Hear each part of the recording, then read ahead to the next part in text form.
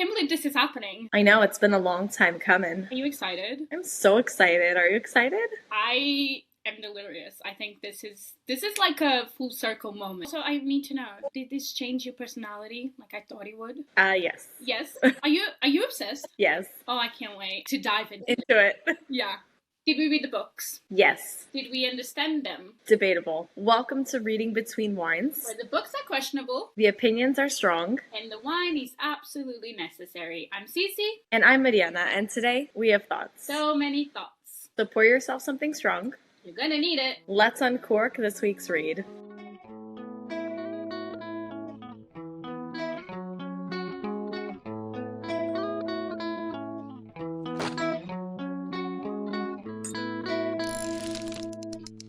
So Cici, tell me, what are we drinking today? Since the Off-Campus TV show is coming out on May 13th, we had to do the Off-Campus series. And because of that, and it's a celebratory episode, I brought champagne. Well, actually, I brought champagne because I thought of this last night, and I don't have champagne. Do you know what this is? It's like sparkling. It's like for kids. It's champagne for kids. I think Garrett is the only one 21, so it feels on character on for them. brand for them. Yeah. Today's vibe is celebratory, like I said, a little chaotic and very nostalgic. Basically, exactly like this series, and most importantly, we are finally talking about the dads from Love Song and my personal fictional man, Dean motherfucking De Laurentiis. We're on, bitches!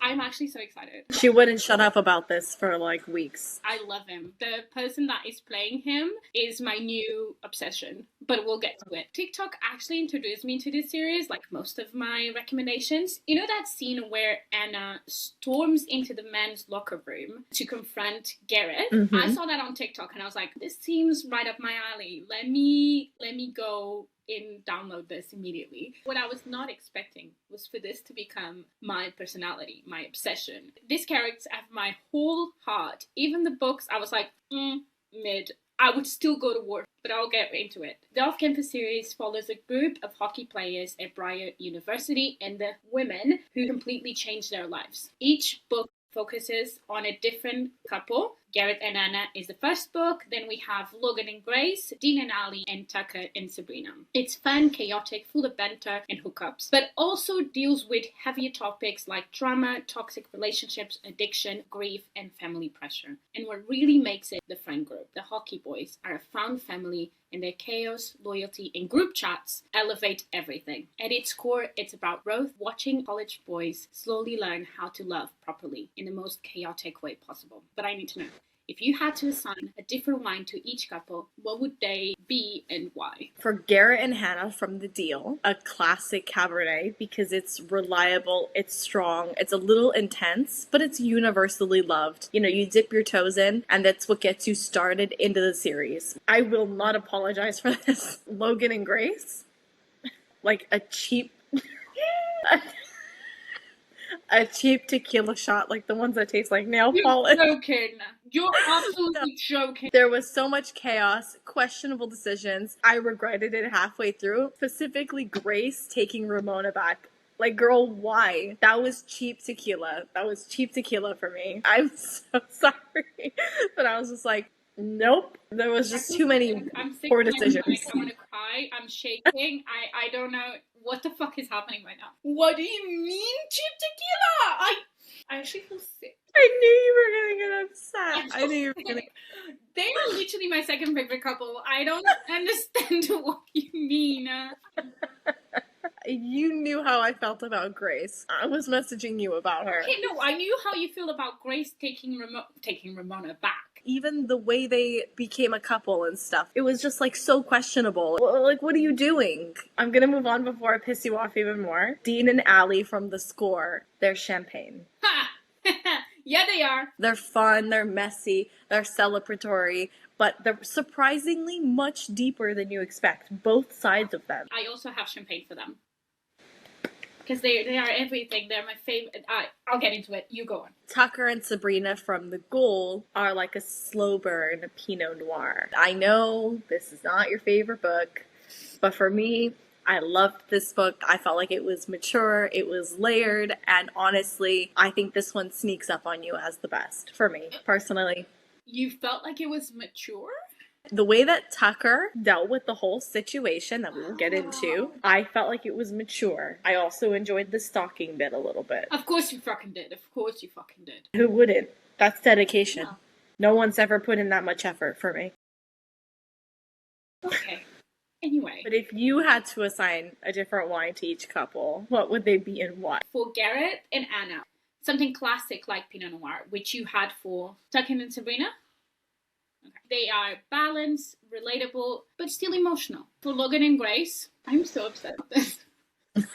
I'm actually so... Okay, I have a heavier red, more intense. I think their story is very heavy, and I don't understand why you didn't like it, but I'll get to Logan, especially Logan, later on. For Dean and Ali, like I said, I have a champagne. They're fun, chaotic, flirty, but meaningful. Tucker and Sabrina. I was nice because I gave them like a dry white because their tension and it's like something sharp. It's...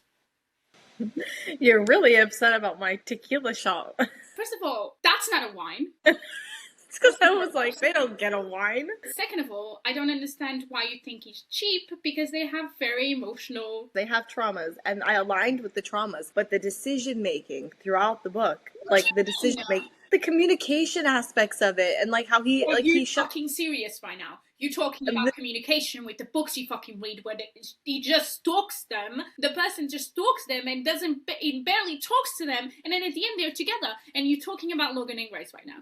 Fuck off. That's silent dedication. Like, words don't even need to be said for the love to be there. And that's not the same for Logan and Grace. You serious? Okay. You're fucking serious right now. Okay. You haven't, because I told you not to, search anything related to the TV show. I need to show to you the guy that was cast as Tucker. Oh, God. Because that's him. This is a character in the book, okay? This is how he's described. This is the person that was cast. Where's his beard? That's not... This is why I don't love movie adaptations. Heated Rivalry was not to be reckoned with. They did a fucking amazing job. Here's the thing I have to say about that. Because when Connor was announced as Ilya, I was like, oh, no. But he did a fucking amazing job. In the books, Ilya is way taller than Shane. Way taller than Shane. And he has to, like, bend down to kiss him. In the books, it's very, very different from Connor's story. So when I read the books and I was imagining Ilya, he's very different from Connor. And so when Connor was announced, I was like... There's something very distinct about the fact that they're supposed to be redheads. This is the thing where people are very much stuck on. There's a lot of discussion online about that. Also, Logan is one of my favorites. Have you seen the cast for Logan? No. I'm sorry. No, okay. Well. You find him attractive? As long as he's not blonde, it's fine. So this is Logan, Gareth, and Dean. They went off script for this. They didn't even go off campus. The only one I think is very much his character is Steven. Okay, Dean, sorry. Of course you would. You can't find anything imperfect with him. I would. I can't say this. He has a girlfriend, but he's so attractive. Oh my god. We all know my answer to this, but I need to know yours. I'll get into mine later. You'll know mine anyways. Is it Tucker? Yeah. So the question is... character is Tucker. Seriously. Yeah. Okay. Because who does... Look. Because who doesn't like a little bit of... Stalking. Light stalking and, like, full-on daddy energy. Jokes aside, for me, he is, like, the most solid man in the entire series. He didn't have everything handed to him. No offense. I know a lot of the guys had a lot of things handed to them. They did. Don't argue with me. Hello, Logan? Hello? Said most. Okay, but most you hating on Logan. I'm not hating on Logan. I like Logan as well. Cheap tequila shot. That's what you said. That's your words. I would still drink it. Yeah. Who would say no to tequila? Even the cheap one that tastes like nail polish. Like, I would still drink it. Whoa!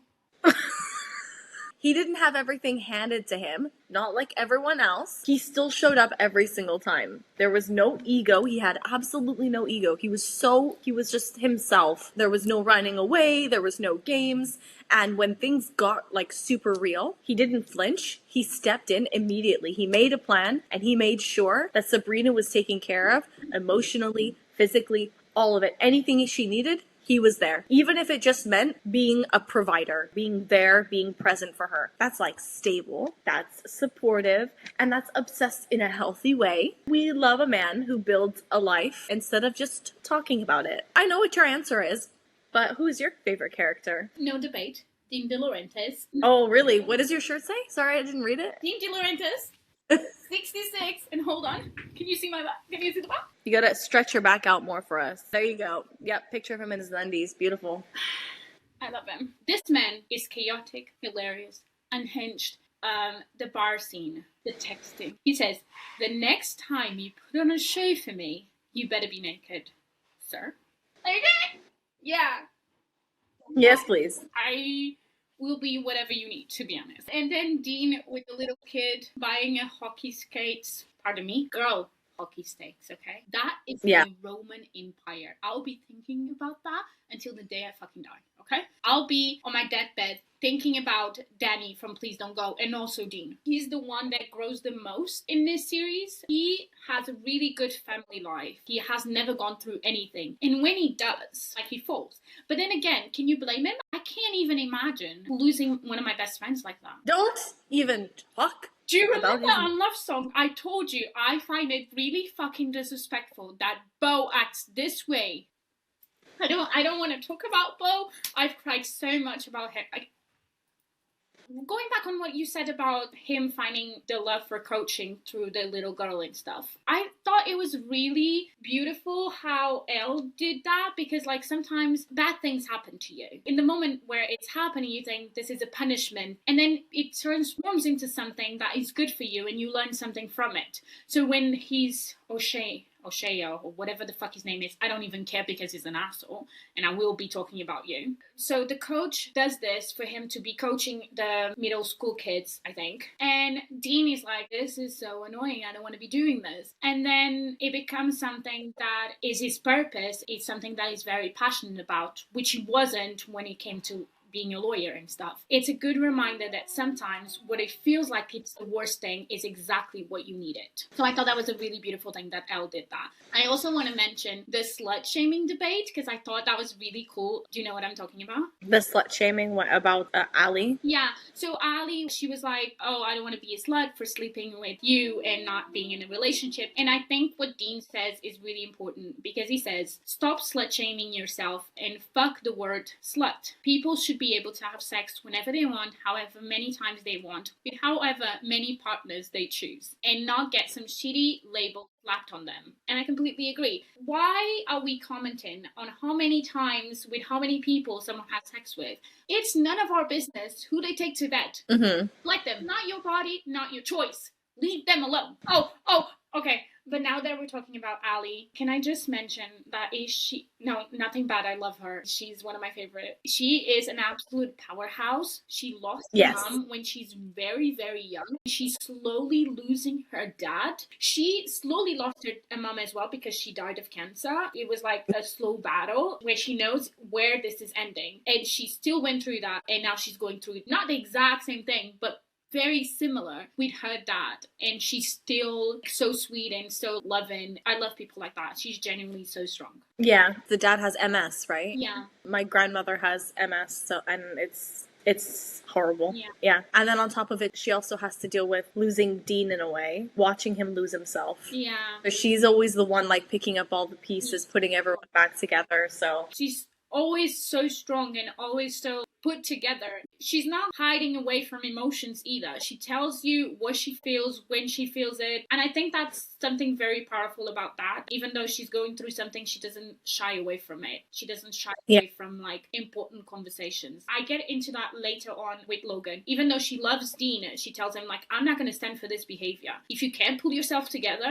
then that's too bad. Bye-bye. I think it's very cool that she's just like, I'm not going to enable this behavior from you. If you want to fall, then you're falling by yourself. After she tried so hard to get him out of his slump. She tries very hard. She does everything that she could. When you love someone, it gets to a point you can't fix them. They have to fix themselves. They have to choose to fix it. And if they don't choose that, you have to be selfish. Well, then I'm gonna go because this is not for me. Yeah. I know you don't like him, but I love him. Logan is one of my favorite as well. I also love Grace. She's an icon. She's everything. She is the moment. I don't understand why you don't like it. She's super brave. She's super brave. She stuck her finger in his ass. I mean, the way she's like, you didn't make me finish, girly. When he's fighting for her, she does a whole fucking list. She doesn't just take him back. She does a whole fucking list of things that I love the list. I also have a moment where he finds her in a coffee shop and he gives her a muffin. She's like, you're not gonna be in my good graces for giving me a muffin, girl. Nuh-uh. She walks away and he's like, you forgot the muffin. And she's like, no, I didn't. It got me like, queen,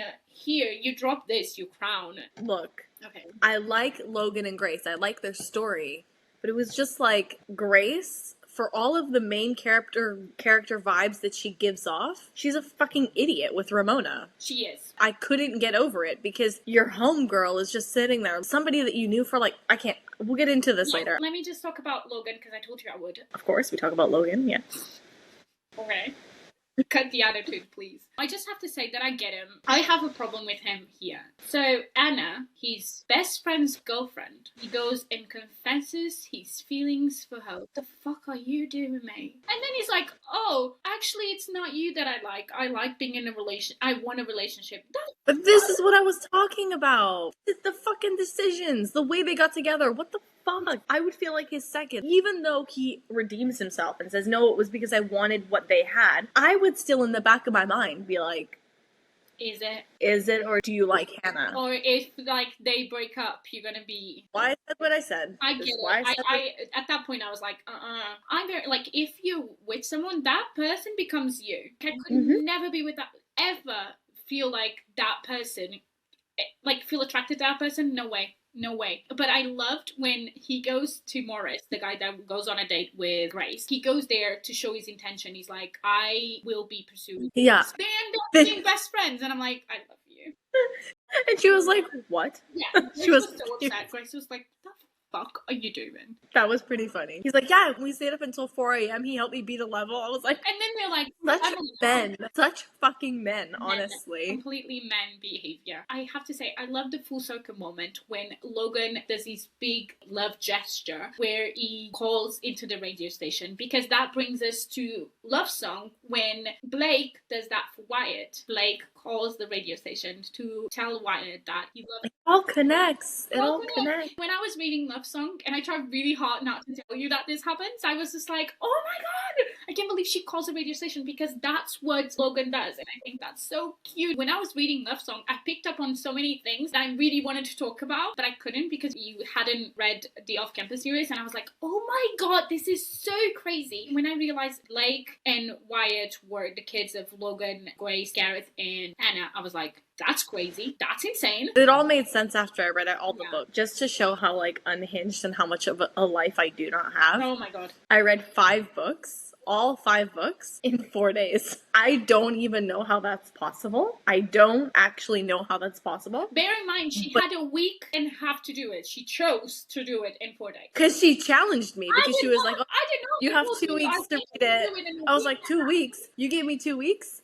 I gotta do it faster. And then 4 days later, I was like, I finished. It was like, how is that a challenge? I told you have nearly 2 weeks. You can do this. And you're like, challenge accepted. And I was like, I had no challenge. This was like Barney from How I Met Your Mother. I was like, I did not challenge you, babes. And she's like, challenge accepted. And I was like, okay, you do you, boo. It's fine. So which character would you absolutely avoid? O'Shea. I don't know if I'm saying his name right, but also don't correct me if I'm not, because I don't give a shit. You are a grown man, a figure of authority, and you punch a teenager? Absolutely not. I know you know this is coming. I know you know, because I know you, and you know me. So for the bitches of all bitches, Phil, come here. I want to talk to you real quick. This knife, don't worry about it. It's just so you can cut your dick off and shove it up your ass so you know what it feels like to fuck yourself. You need to be the more vulnerable. You're laughing, but this ain't funny. So you feel like a man? Newsflash, motherfucker, you will never be a man. So the gravy's too watery for this little baby. Maybe next time you can get it off your ass, Phil, and do it yourself. But you know what? It would be even worse because you're a motherfucker who can't do shit. There's nothing I hate more than white men who think that the world owes him something. He is a piece of garbage, and I wish him nothing but the absolute fucking worst. I wish every time he gets up, he steps on a piece of Lego. Do you know that his pillow, when he goes to bed, both warm, on both sides. Warm. Fucking warm. I wish him nothing but the absolute fucking worst in this life. And if I catch you, Phil, you better fucking run. I believe you. Run. Now, listen, I hate talking shit about a woman, but Ramona! How dare you? How fucking dare you? You are not a girl's girl. A woman that hates on women. What the fuck do you mean? The world is bad enough for us. We don't need a woman that is against women. Step the fuck up. I have a question. When they go to a coffee shop to talk, Ramona does not know Race's coffee order. What would I order as a coffee? What would you order as a coffee? I think you would order an iced latte. No. No? Okay, first off, you got it right. All of my drinks, even in the winter, everything is iced. But my favorite, all-time favorite, is an iced PSL. Shut up. It's an iced latte. Shut the fuck up. Pumpkin spice latte is not the same. But girlie, that's to a specific time in the year.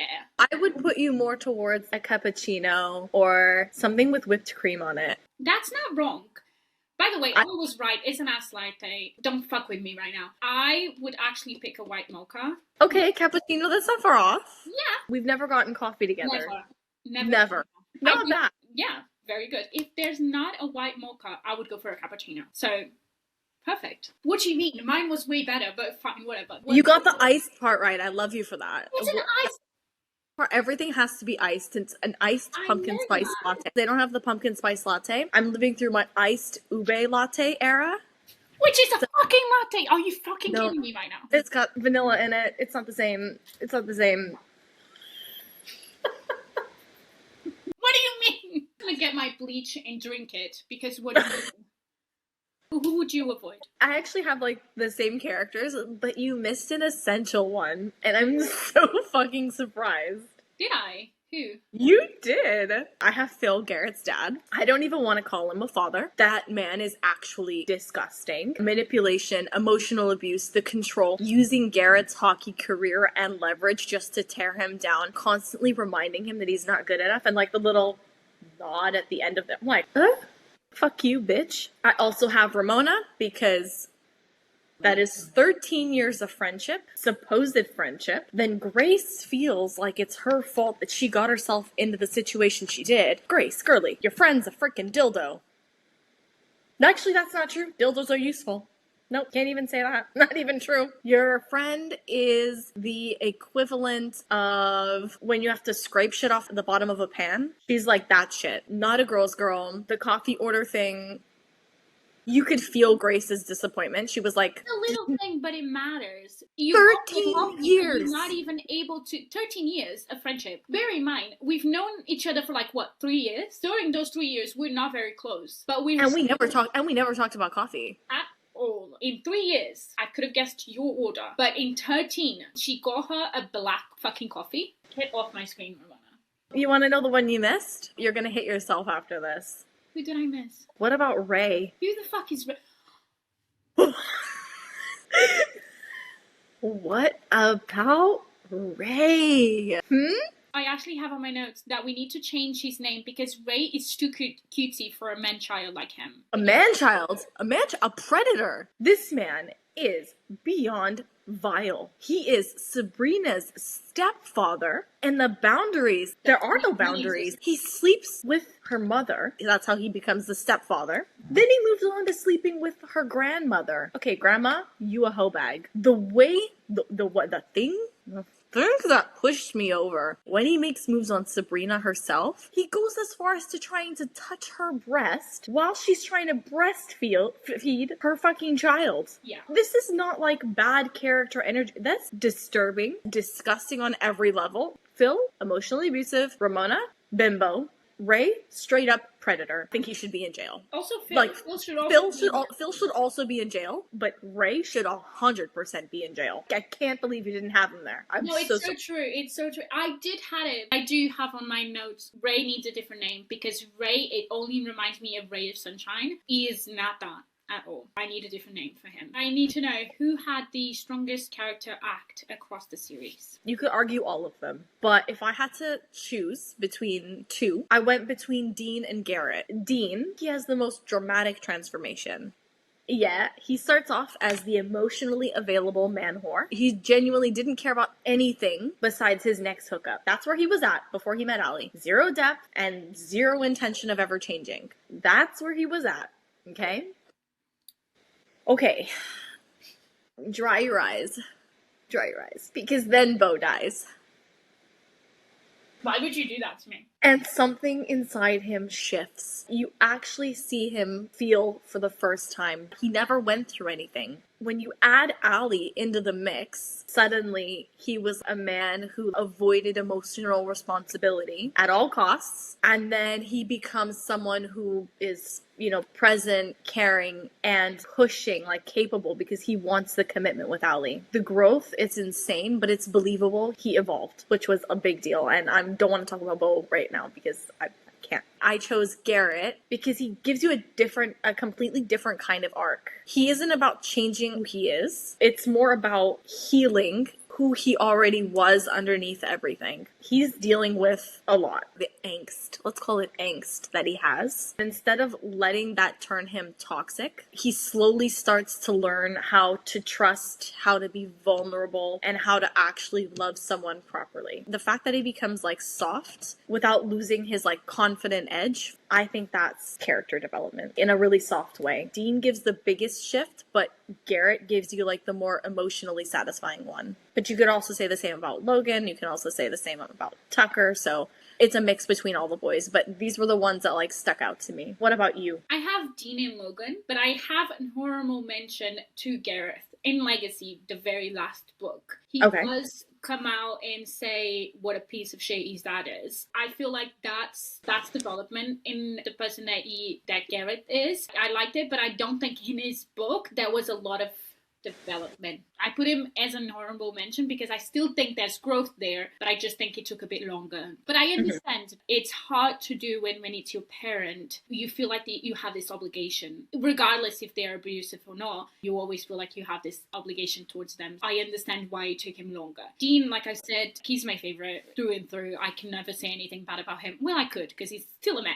And a man is a man. I'll give him the benefit of the doubt, though. He grows a lot. He finds his purpose where he's not expected. And I think that's a beautiful lesson for everyone. I do have to mention Logan. His story was the one that I felt more connection with, mostly because of his dad. I feel like I'm talking about parents every single episode, but it's something that I relate to a lot. The addiction storyline. It's difficult to love someone with an addiction. It's still a disease. And sometimes we forget about that, even though they are doing stuff that are wrong. At some points you have to be I need to be selfish and get out of here. But it's very difficult to do, especially if it's a parent. It felt very real to me. So I have to pick Logan. I also think he's very strong. Even though he didn't necessarily agree with what his dad was doing, he was still I'm still going to be here. And he was ready to give up everything to be there for his parent. I don't think a lot of people would be so selfless to do it. I know I wouldn't. I know for a fact I wouldn't do it. I feel like that's a very selfless thing to do. Yeah.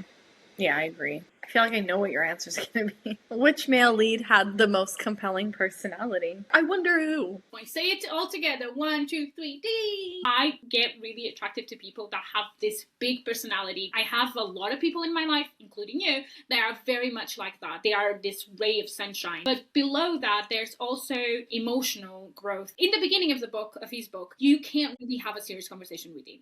When Ali is there and she's sad because of Sean, which mention Sean, but man-child. Idiot. All I'm going to say about Sean. When Ali is there, he acts with compassion, but he still makes jokes because he understands that that's what the moment needs. She doesn't want to have this big, serious conversation. She just wants to forget what's happening, and he acts accordingly. He's just a golden retriever. When Anna calls him, because Sean had been there and Ali's really upset, Anna calls Dean and she's like, come here, Ali needs him. And he just storms into the room and he's just like, baby. And I'm like, that was cute. That was adorable. I need him. And everybody was shook because they didn't know this part of their relationship. They were like, baby.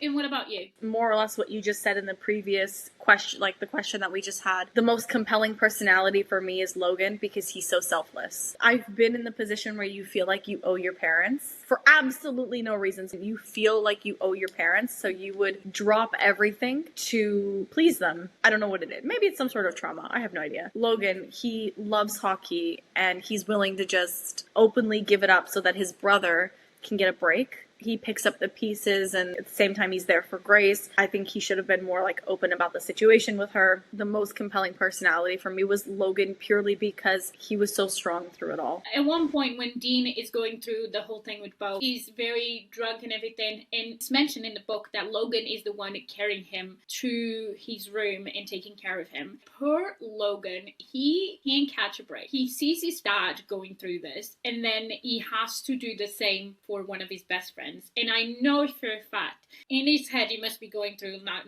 this again, bitch. Not again. Not another person that I love going through this. And thankfully, Dean does redeem himself and he's not an addict. I've known people that turn into drugs or alcohol to deal with like harsh stuff.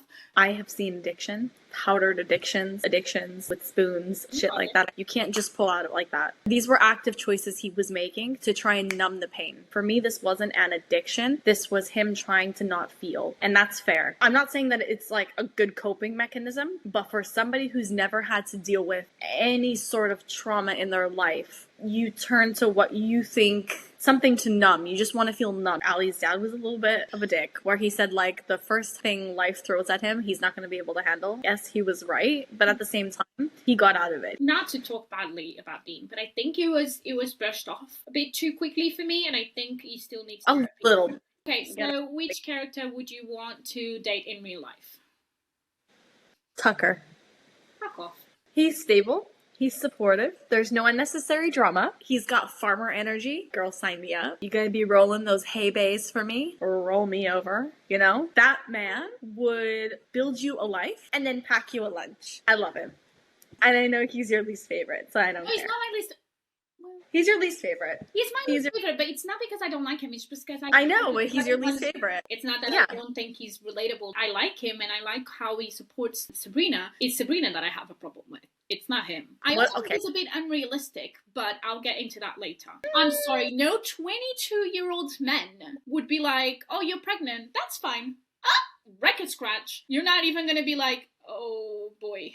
Boy. He knew what he I can't. I already know what the answer is to this. No, you don't. No, you don't. Who do you want to date in real? No, you don't. Okay, who do you want to date? Realistic, Gareth. Oh, really? Yeah, I love Dean with all my heart, but I will not be able to deal with a Dean. I'm a jealous person. I would not be able to be like in a party and he's dated every single one of them. I would not be able to deal with that. And that's a me thing, okay? Nothing wrong with Dean, it's just me. But Gareth, even though he has dated other people, he's safe, he's dependable. You can rely on him. And I'm not saying that you can't rely on Dean. I just think that Dean is full of energy and I just don't think I have the energy to keep up with him.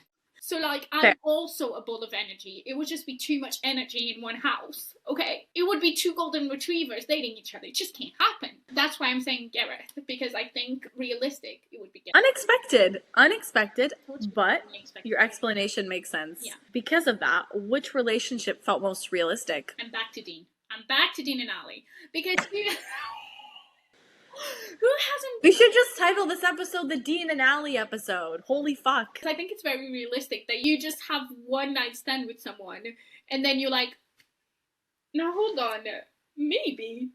And who hasn't dated someone that they're like started as friends or like maybe kind of enemies and then they became something else? Enemies to lovers is pretty hot, so. And they do that so fucking well. They do. What about you? Let me guess, Tucker and Sabrina. Because, listen, that's real life. That shit happens. The next question I'm going to do for you, and you're going to do it for me. You're going to rank my favorite to least favorite couple, and I'm going to rate yours. Go on, tell me. Favorite to least favorite couple. Okay. Your favorite couple is Dean and Allie. Mm-hmm. Garrett and Hannah. Then it's Grace and Logan. Mm-hmm. Then it's Garrett and Hannah. Mm-hmm. And then it's Tucker and Sabrina. Yeah. Okay, now you do me. Tucker and Sabrina, obviously. Yeah. Gareth and Hannah? Dean and Ali as your second. Shut the fuck up. I was not expecting that. And then Garrett and Anna in Logan and Grace. Yeah. Sorry to tuck it and Sabrina. Not my favorite. I'm sorry. But that's real life. That shit happens. I told you this. I don't like the unplanned pregnancy trope. I just don't like it. I'm sorry. Then which romance trope in the series worked best for you? Enemies to lovers? Dean and Ali, and I think the tension, this is just physical, nothing else, when it clearly is not. Sign me the fuck up. I'm here. I am sat. For me, it was the fake dating. Wait, Garrett and Anna? Yeah. That's wow. I'm surprised. I just loved his unhinged energy. He was trying to help her flirt with someone else, and then he was like, "Oh hell no!" Oh, and then hell the fuck no. I was like, "Ooh, boy is cooked." He loved her. But I also liked when at the party, and then Garrett's ex comes to him, and Anna is like, "Excuse you, I'm here. Thank you so much. Bye bye now." You all love it for each other. Which book is your favorite, and which one didn't hit as hard for you? I think favorite would be The Goal. Yeah. The least favorite, The Mistake. Yeah. Logan and Grace. Yeah. Okay. Yeah. So for you, your favorite is obviously The Score. Then maybe it's The Deal?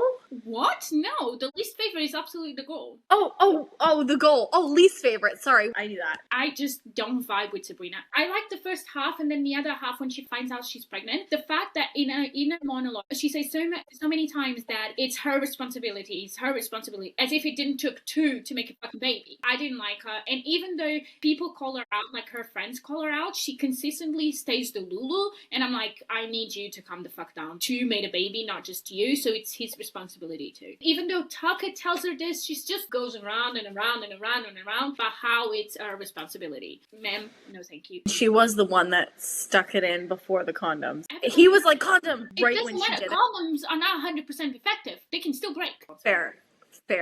I'm not going to argue with that because I don't have any kids, so fair. Did any trope feel overdone or less effective? Can we talk about how in every single book they fell in love after a month? Yeah, I also have that. What is this fucking timeline? This went from, this is just a hookup, fake dating, no feelings, to soulmate, can't live without you, planning a future. In 4 weeks. That was overdone. No way. Absolutely not. Question, how do you feel the female leads challenged or balanced out their partners? So I'm gonna go one by one. Anna challenges Gareth intellectually and emotionally. She teaches him and everything, like when they have like the little study things, which insane. Mm-hmm. Grace grounds Logan and forces him to face reality because she's the one that tells him this thing with your dad, not okay. Ali pushes Dean to grow up when he's in the depths of like kind of a little depression moment. Sabrina, I think she creates conflict more than balance, in my opinion. I have nothing bad to say about Tuck. He feels unrealistic to me. He didn't freak out even the tiniest bit when she told him, you're gonna be a dad at 22.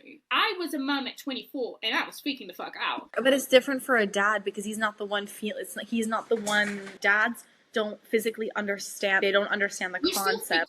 You're still gonna freak out. You still know it's a baby that is gonna come out. It might not be this huge thing that I felt like grow in my body, changing and everything. You still know there's a baby coming out at the end of 9 months. So I feel like that was a bit unrealistic, but again, I think he was very supportive towards her. I think he's the mama's boy. I think he's incredible. I love Tuck. It's just, Sabrina, what about you? Hannah balances Garrett because she calls him out and she keeps him grounded. Grace just makes questionable life choices. Ramona, I rest my case. I'm not getting into it. Ali, I think she challenges Dean in a way that no one else could. She is his equal. She's the only one that could get on his level. I actually think that Sabrina kind of forced Tucker to step up into like real adulthood. He bought an apartment. He still invested in a bar. He wanted to be close to her. He wanted to make a home for them. He wanted to bring them together. Like it was for adulthood. But again, that's my take on it. The friend group dynamic, like the hockey boys, how do they elevate the series as a whole? I think they make the series, to be honest. The banter, the loyalty, the group chats.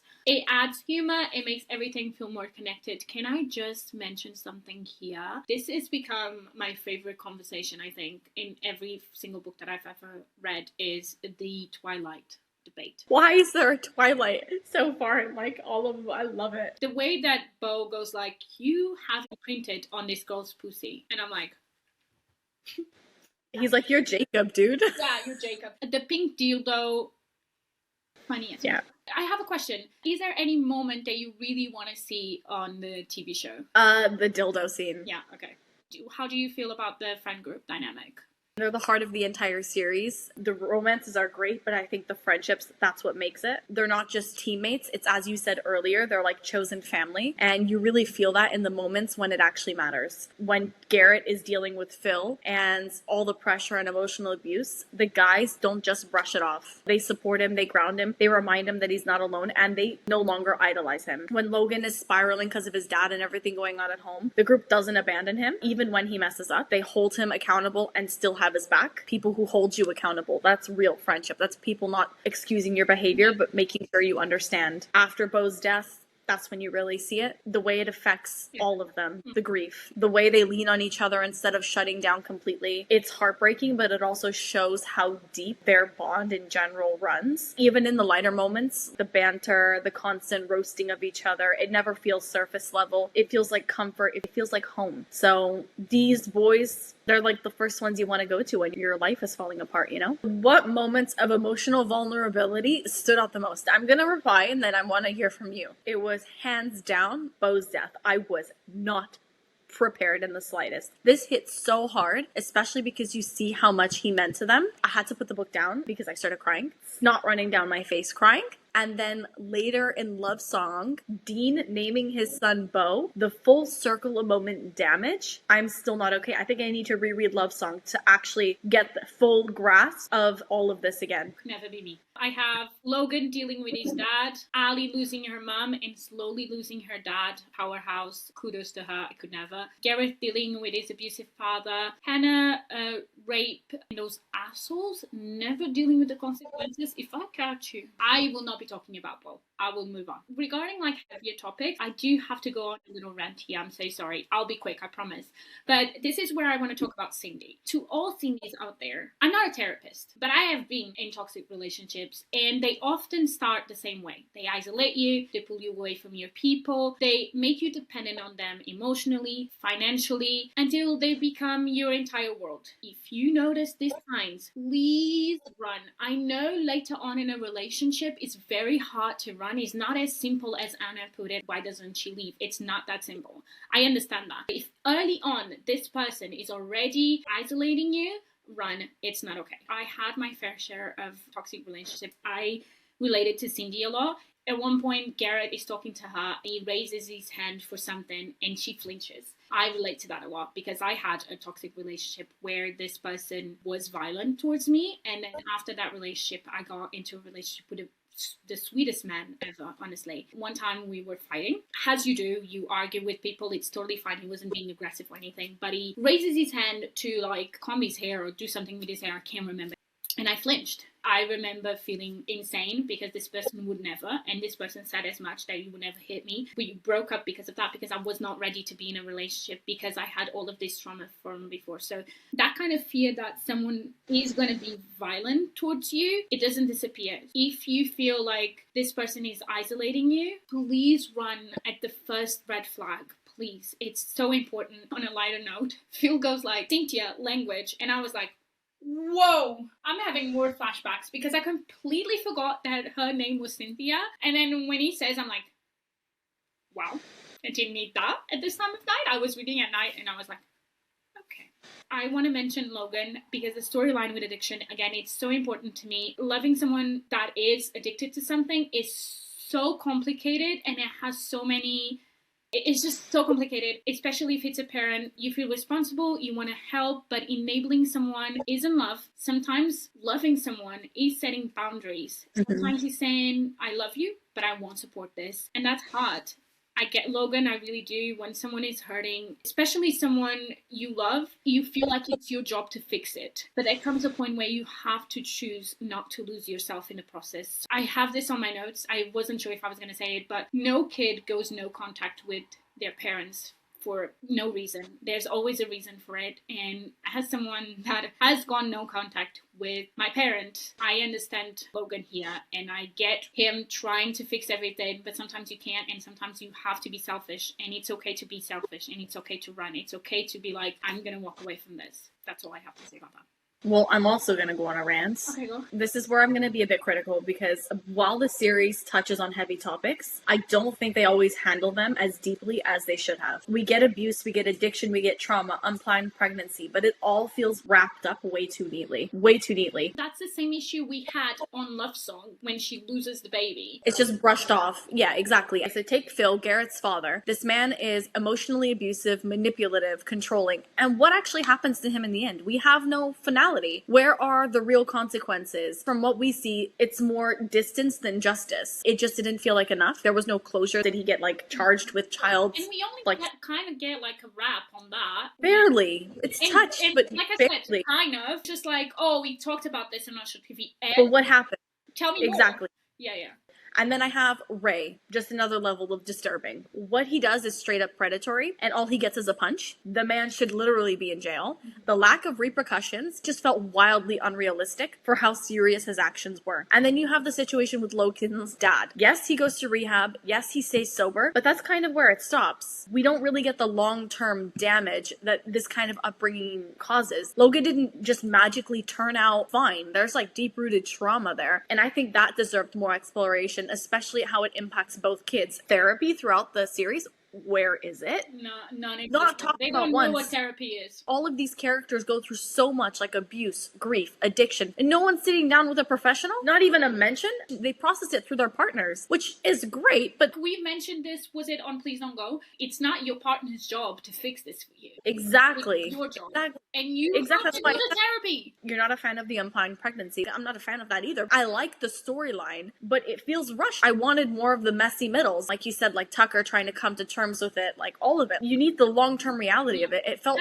simplified for something that would have been, that's like life-altering, you know? Exactly. As a child. That's why for me, it felt unrealistic because I remember when I got pregnant and I was with this person, I had a relationship with this person, and we still went like, what are we gonna do? When you're 22 and you just started this relationship, you've been dating for months and you got pregnant, it's just like, I'm here for you. Girl, you're gonna be scared. This is your second reread. Yeah. So, has your opinion changed since your first read? Yes, I think so. In my first read, it took me forever to finish Tucker and Sabrina's story because I did not like it at all. But I think it was mostly because I was dealing with my own stuff, with my own pregnancy and my own unresolved trauma. And it's been like a year and a half since I finished that, and I have gone through a lot in my life. So now that I read it, I was like, actually, I was being very judgmental here towards Sabrina. I still have a lot of things that I don't like that she does, like I mentioned before, but it has changed. It changed my perspective on things. But I have a question for you now. At one point, Ali says that you can't be friends with an ex, but Tucker is friends with an ex. What do you think? Where do you stand on that? Can't be friends with an ex. Can't be friends with an ex, no. Okay. Would you recommend this series? Absolutely. If you want romance with like actual depth, characters that grow, and a friend group dynamic that you wish you were a part of, totally. Yeah, me too. I would definitely recommend it 100%. What rating would you give this series overall? 4 stars because it's iconic, but I will never forgive some of the decision making throughout the book. I will never get over the Ramona situation. Girl, we need to talk. What about you? What would you rate the series overall? Around 4 to 4.5. But I have a quote from every single one of the books that really tells you what the book is about. For the deal, Anna and Gareth, baby, I could watch you watching paint dry and still wouldn't be bored. Adorable. For the gold, Sabrina and Tucker, I have, you're the only one for me. My sun rises and sets on your smile. My heart beats because yours does. The mistake, Logan and Grace, I have, the next few years, you'll probably feel like I'm wandering around in a pitch black tunnel, but there is a light at the end of it. And as long as you're with me, there will be a light inside of it too. Without you, you'll just be darkness. Oh. And then, save the best for last. I will do anything that woman asks. I would sell my soul to the devil himself if Ali told me to. Oh. Well, all right, girl. That's enough opinions for one episode. I have so much more. We've read. We've discussed. But did we fully understand it? That's still up for debate. Follow us on everything at Reading Between Lines for more book chaos and questionable takes. I'm Cici. And I'm Mariana. We'll see you next Friday with another book. Another bottle. And more opinions you definitely didn't ask for. But needed. And remember, drink responsibly. Actually critique irresponsibly. Also, a big shout out to our editor, Inez. We love you so much. I know you hear it. I love you. Bye. We love you. Thank you so much. Bye. Bye. I honestly thought this was going to be like a cute little dark romance with a few spicy scenes and maybe... Okay, first of all, let me just stop you right there. There's no such thing as a cute, dark romance. Depends on what you find cute. I want to know, what's the definition of cute? Okay, hold on. Appealing in a pretty or endearing way. No dark romances like that. I mean, the one from... I mean, Lights Out was pretty good. Josh in his mask, and then he stabs the mattress and goes, ride this, and she does without question. Yeah, that's the definition of endearing. Yep. Or if you know, like, if you know, like, if I catch you, I fuck you. Like, that's when they, like, with a mask and they chase you through the trees. And if they catch you, endearing. Very endearing. That's very romantic. Like, only, a certain amount of people have gone through that trouble for me. Okay. That is, like, dedication. Right? So there is love there.